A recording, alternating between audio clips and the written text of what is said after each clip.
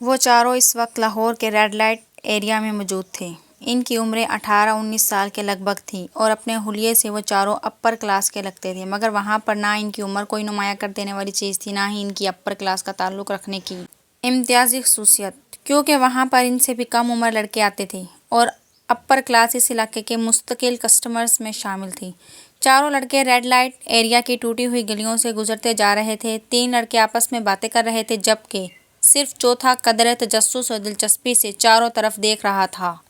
یوں لگ رہا تھا جیسے وہ پہلی بار وہاں آیا تھا، اور ان تینوں کے ساتھ تھوڑی دیر بعد ہونے والی اس گفتگو سے یہ ظاہر ہو گیا تھا کہ وہ واقعی وہاں پہلی بار آیا تھا۔ گلی کے دونوں طرف میں کھلے دروازوں میں بناؤ سنگار کیے نیم عریاں کپڑوں میں ملبوس ہر عمر اور ہر شکل کی عورت کھڑی تھی، سفید، سانولی، سیاہ، گندمی، بہت خوبصورت، درمیانی اور معمولی شکل و صورت والی۔ گلی میں سے ہر شکل اور عمر کا مرد گزر رہا تھا۔ وہ لڑکا وہاں سے گزرتے ہوئے ہر چیز پر غور کر رہا تھا۔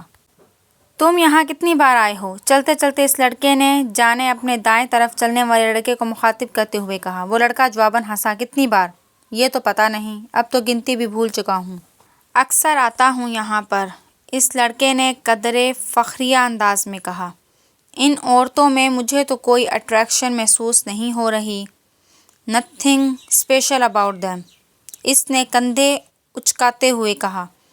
اگر کہیں رات ہی گزارنی ہو تو کم از کم انوائرمنٹ تو اچھا ہو، یہ تو بہت ہی گندی جگہ ہے۔ اس نے گلی میں موجود گڑھوں اور کوڑے کے ڈھیروں کو دیکھتے ہوئے کچھ ناگواری سے کہا۔ پھر گرل فرینڈز کے ہوتے ہوئے یہاں آنے کی کیا ضرورت ہے؟